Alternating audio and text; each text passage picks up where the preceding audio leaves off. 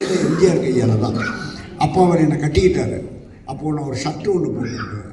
அவர் என்னை கட்டிண்டு ரொம்ப நல்லா சின்ன பையனாக இருக்கீங்க, நல்லா நடிச்சிங்கன்னு சொன்னாங்க, உங்கள் ட்ராமா வந்தால் பார்க்குறேன் அப்படின்லாம் சொன்னார். அதை வந்து சர்வசுந்தர நாகேஷ் மாதிரியா ஆங்கரில் போட்டு வீட்டில் அப்படியே மாட்டி வச்சுட்டேன்.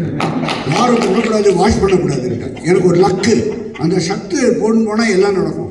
நான் நியூஸ் ரீடராக செலக்ட் பண்ணுறதுக்கு ஆடிஷனுக்கு அந்த ஷர்ட்டு தான் போடணும் போனால் நான் நியூஸ் ரீடர் ஆனேன். ரொம்ப நாள் அந்த ஷர்ட்டை வீட்டில் ஆங்கரில் அப்படியே மாட்டி வச்சுருந்தேன். அப்படிப்பட்ட ஒரு ஆதர்ச புருஷன் எம்ஜிஆர்.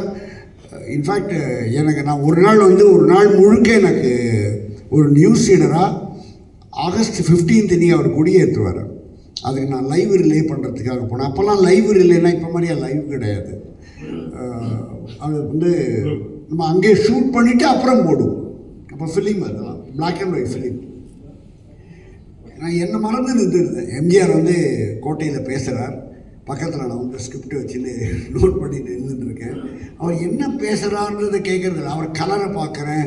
அது எம்ஜிஆர் பக்கத்தில் இவ்வளோ க்ளோஸ் குவார்ட்டர்ஸாக நம்ம நிற்போமா, ஒரு நியூஸ் ரீடராக இருக்கிற தானே நிற்கிறோம் அப்படின்னு இருந்துட்டுருக்கேன். எல்லாம் பேசி முடித்தார்.